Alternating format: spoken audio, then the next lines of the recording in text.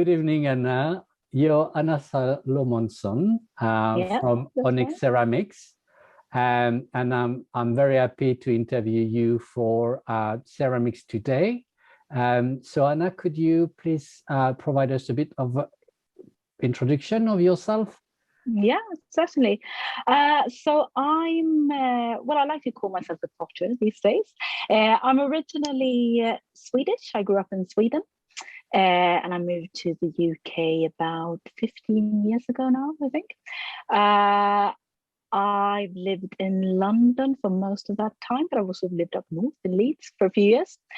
I've got a quite mixed background in terms of what I've done professionally and in terms of training.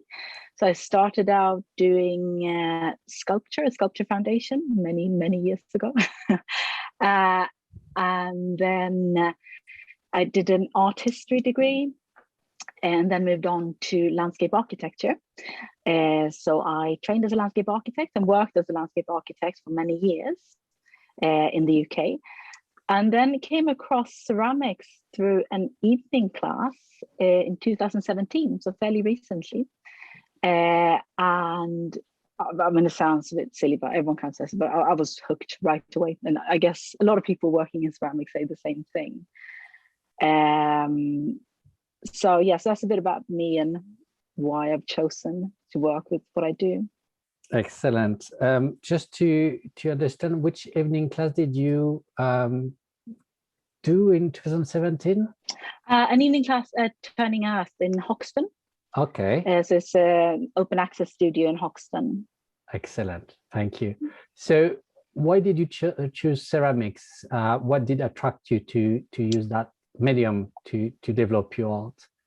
Yeah, it's interesting. I've been trying to define it for myself, and I think I'm still in the process of defining it. But I mean, because like I said, I did do a sculpture foundation, and I've always done a bit of work in art. And even when I was working as a landscape architect, that was part of what I did. There was a lot of public art projects and things like that we worked on as well. But even when I did my sculpture training, we never really worked in ceramics. Interestingly enough, we worked with clay in various ways, but for me, clay then was a modeling material and part of other processes. So it was something that we used for modeling for casting bronze sculptures and things like that. And I just never really did any ceramic work.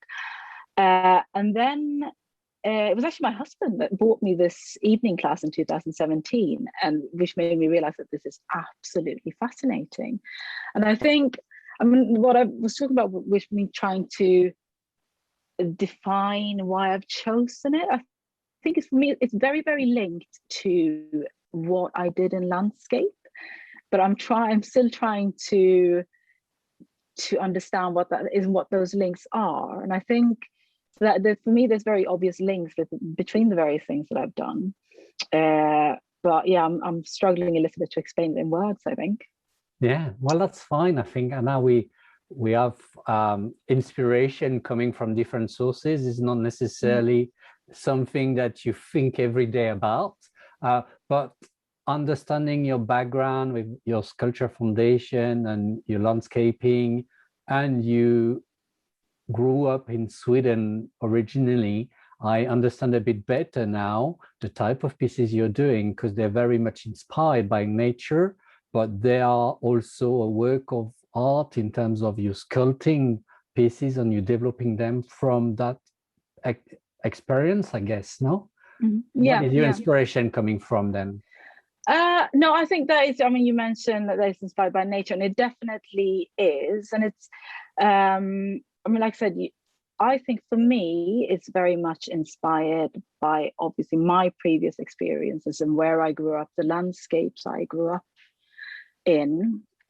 And I can very clearly see those links, like I said, in my work. But I think also what I'm aiming for is not just, and again, this is where there is this link between ceramics and landscape. And I think it's not just for me, there's so many potters that talk about this link and talk about being inspired by landscape, and that they're trying to express that in their work. And I find that quite fascinating. I think partly. So I'm definitely inspired by that, but I'm also inspired by this whole notion of landscape.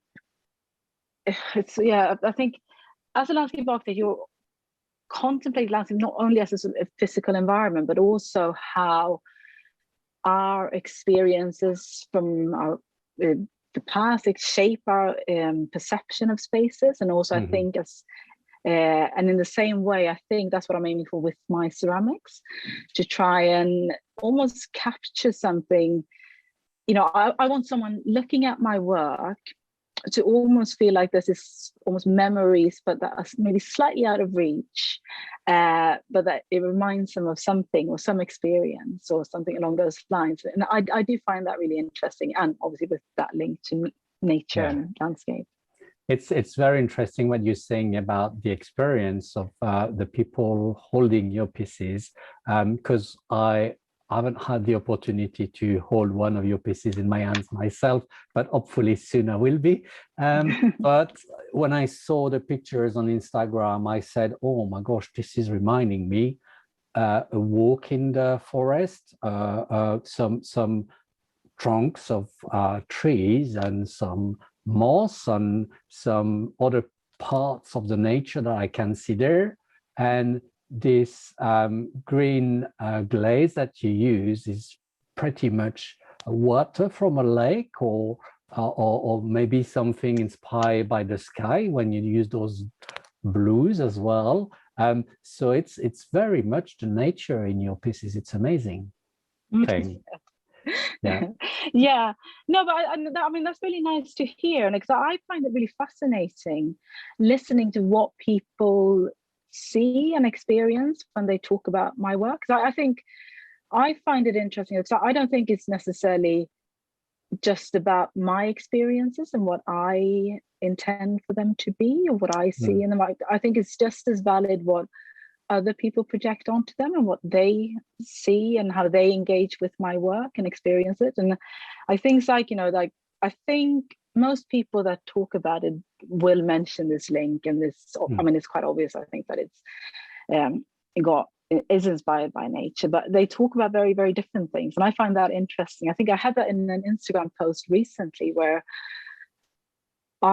the comments I get, I can almost see myself, and I haven't done any sort of statistics on this, so it's not very scientific, but I can see that people from different backgrounds will comment in different ways, but often is very linked to, for instance, where they've grown up and their previous experiences. So Swedish people talk about totally different things compared to English people or French people or people from northern Norway. And it's just the references that people have are very, very different. And you recently developed new pieces. You developed new shapes. So I did. Why are you trying to do something different? Is that you have exhausted your first ideas and you're trying to find a new experience? No, not at all. Actually, this I think the range you're referring to is that I've got this white glaze range that I'm working on at the moment. That actually started with a commission. I mean, like, a lot of, I find this is why I really love commissions, because it's often people will come to me with a fairly specific idea that they haven't quite maybe defined themselves, but they do know what they want, and they need a little bit of, they just need to bounce ideas back and forth and define it a bit. And so that was someone who commissioned the piece. Obviously based on the work I'd done before, but had this quite clear idea of what they wanted. And I found it really interesting, and I found that it challenged me to do something else. So I've developed that range based on that. Shall I talk a bit about the technique you're using? I think you are building a lot, but as well, I would like you to tell me a bit about your glazes. So I hand build almost all of my work. I do occasionally throw. I am too disorganized to be throwing very much. I find it doesn't suit my character. I'm really impressed by people who do throwing, and I'm really interested in it. But I think because the way I work, I like to go over pieces and be able to go back to pieces. A lot of my pieces, I might rip a whole section off and just rebuild it, and I like being able to do that. I also like to work quite fast because I like to I mean, part of, I think, what I try to do is I want the finished piece to capture that as a moment. And I feel that, at least for me, a piece can easily become overworked if I'm not able to work particularly fast. You can lose that sense of, that fresh feel of the piece. So, but yeah, I do hand build mostly. I mix techniques. I slab constructions. I carve into them. I do pinching, coiling, and like I said, take entire sections off and add something new in. Yeah, so it's very mixed what I do. Excellent. And you develop your own glazes as well? I do, but like most people, you've got your glazes that you start with. So I'm definitely not a glaze expert by any means, but I've got glaze recipes that I tweak to suit the clay bodies that I work with. Yeah. So I mainly work in grogged clay, and obviously with the way I work, it's not quite necessary, but almost necessary. I mean, I do work in finer clay bodies, but I find it quite frustrating. I must admit. It just, it does require a different mindset, doesn't it? You have to work more slowly. You have to be a bit more planned in the way you're working. And I just find that doesn't suit me very well. So, I enjoy working in grogged clay bodies and being able to use the texture of those bodies in the work. I find the kind of textures that you can get very interesting. Excellent, Hanna. And talking about where do you work, I remember you mentioned me working on your kitchen table at some point, but as well, you are part of the Turning Earth members, I guess. So how do you manage basically to be living in a very large city, make pottery, and then work between home and then a studio? Yeah, I mean, it's working fine. I might admit, but Turning Earth is absolutely fantastic for someone like me. Basically, living, like you said, in a big city, everything is very expensive, and wanting to start out as a potter, and it would have been really complicated otherwise. It's one of those where it would have, I mean, to be honest, because I live in fairly centrally in London, and anything around here is just hugely expensive. And I don't know that I'd even would have been able to do it without a place like Turning Earth. So, I mean, it's that practical side of it that it's possible to start gradually and then gradually build. And like you said, at the moment, I divide my time between that studio and working from home. I still work from home, still on the kitchen table, which is the logistics are a little bit complicated, but it works still.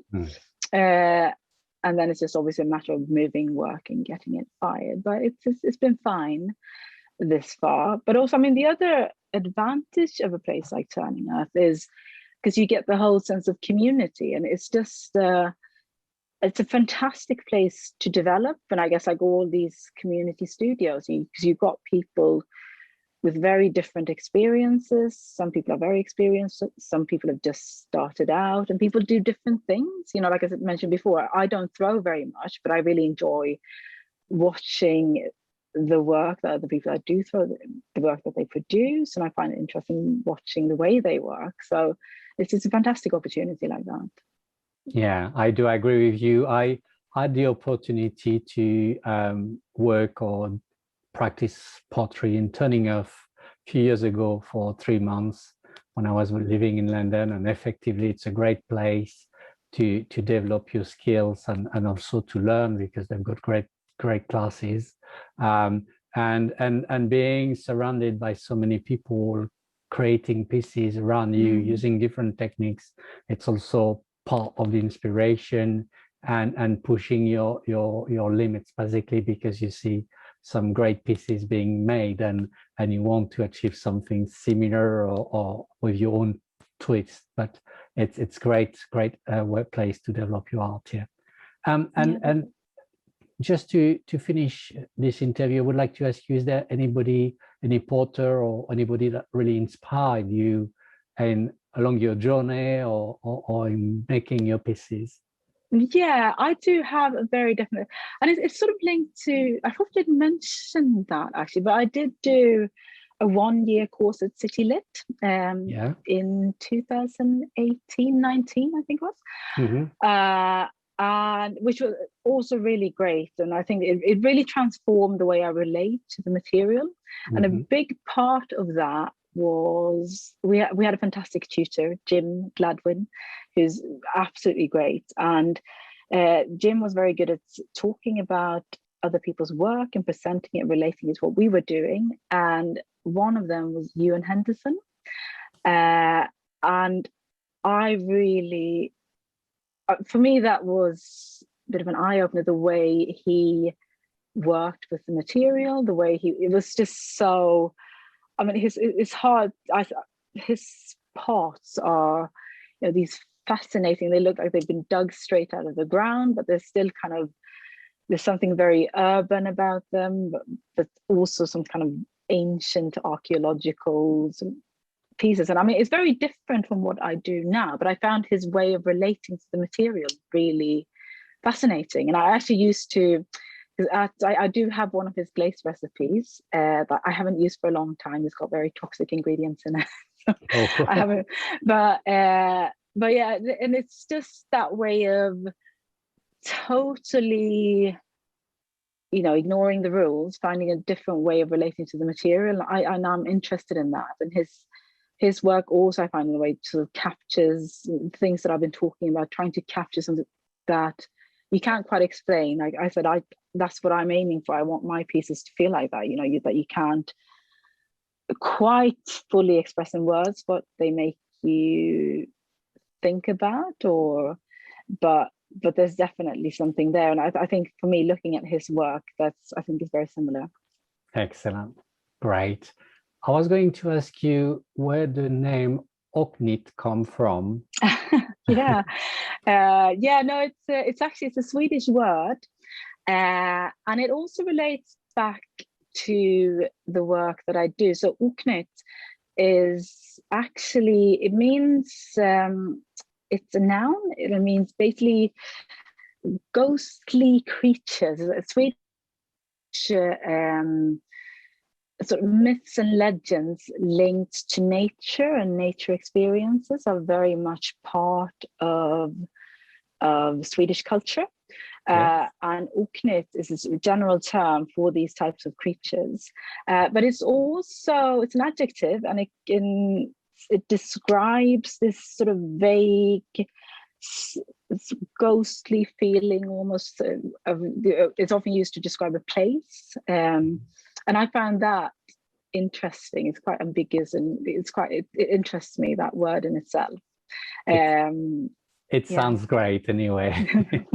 So where can we see your pieces apart from your website and Instagram, obviously, under Oknytt Ceramics? Do you have any exhibition coming? Or I do. I will be at Potfest in Compton Burney in June. Coming up very soon. And I'm also going to be celebrating ceramics in July. So that's my next two. And I'm hoping to do a few in the autumn as well. So I'll be at various places. But I will be putting all those details up on Instagram as well. Excellent. Well, I hope to have the opportunity to see you in person soon, probably at Podfest, because it's a visit I want to do. And thank you very much, Hanna, for your time and sharing your experience. And I wish you all the best. Thank you very much.